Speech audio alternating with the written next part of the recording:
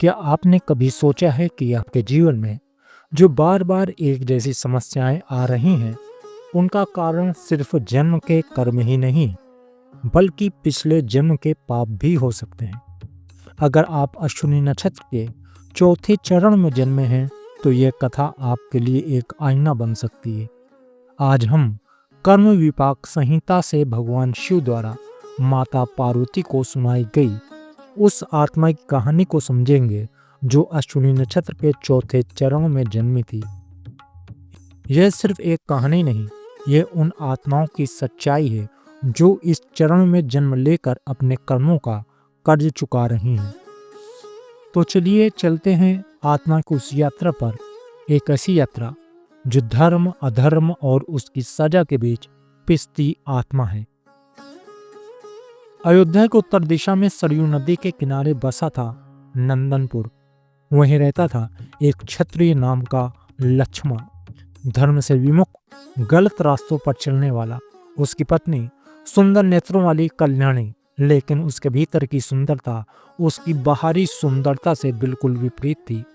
वह लालच, काम और छल में डूबी हुई थी। कल्याणी ने एक ब्राह्मण के साथ वस्त्र और सोने के व्यापार की साझेदारी की। वह ब्राह्मण दिन रात मेहनत करता, भरोसा करता, लेकिन कल्याणी का उद्देश्य कुछ और ही था।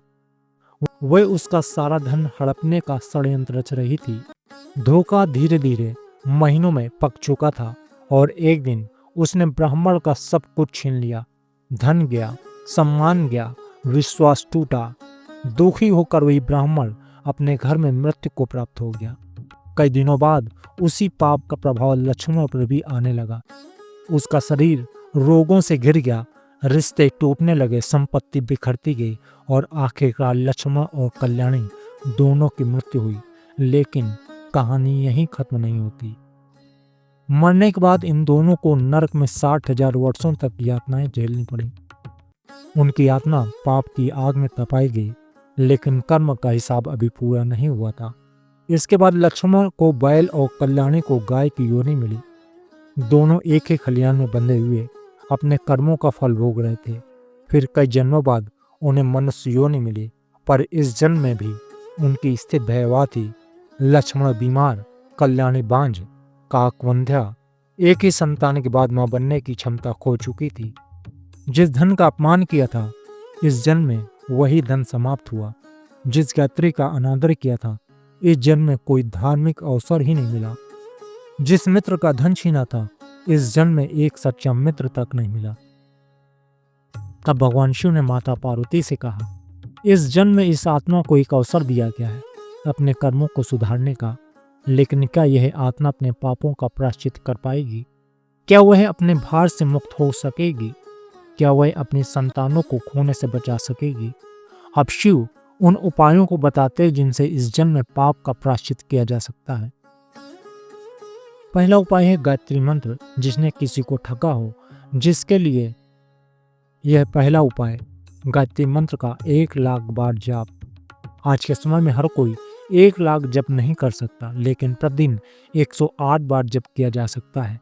सुबह दिए के सामने बैठकर अपने द्वारा किए गए पापों को याद करते हुए शुद्धि के भाव से मंत्र का जाप करें। यह आत्मा को अंदर से शुद्ध करता है। दूसरा उपाय, शिव जी कहते हैं सोने से भरे कुष्मांड को गंगा के मध्य में दान करें। आज इसका अर्थ है जो तुम्हारे पास सबसे मूल्यवान हो वह दान करो। जरूरतमंदों की मदद करें। भोजन, वस्त्र, शिक्षा, धन, जो भी संभव हो। दान के समय संकल्प लें, मैं ये दान अपने पापों के निवारण हेतु कर रहा हूँ।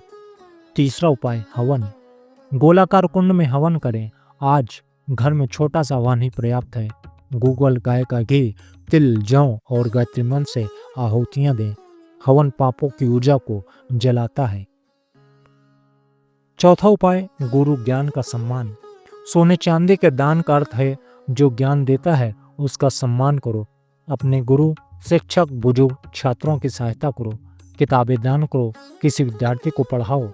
किसी वृद्ध आश्रम में भोजन कराओ। ध्यान का दान पापों को क्षीण करता है। पांचों उपाय, संतान सुख हेतु। जो दूसरों को धोखा देता है उन्हें संतान का सुख अभाव रहता है। संतान सुख चाहते हो तो उन बच्चों की मदद करो जिन्हें माता पिता का सहारा नहीं मिला।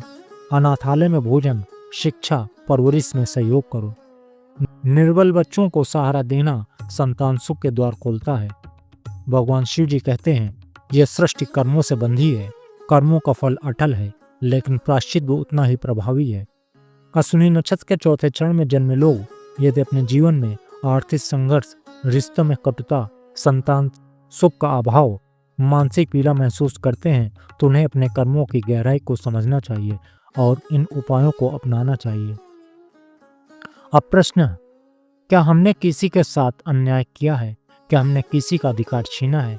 क्या आज हमारी समस्याएं हमारे ही कर्मों की देन है? शिव जी कहते हैं, जो जाग गया वही मुक्त हो गया। तो क्या आप तैयार हैं अपने कर्मों का सामना करने के लिए? अगर हाँ, तो कमेंट में लिखिए, मैं अपने कर्मों का सामना करूंगा और उन्हें सुधारने के लिए तैयार हूं। और यदि आपको अपना नक्षत्र और उसका चरण नहीं पता तो कमेंट में जन्म तारीख, समय और स्थान लिखें। हम आपको बताएंगे आपका जन्म नक्षत्र, उसका चरण और उससे जुड़े कर्मों का रहस्य। यदि यह कहानी आपके मन तक पहुंची है तो इसे लाइक, शेयर और चैनल को सब्सक्राइब करें। याद रखें, आपके जन्म नक्षत्र में छुपा है आपकी आत्मा का अतीत और वर्तमान। क्या आपके उसके रहस्य को जानने के लिए तैयार हैं?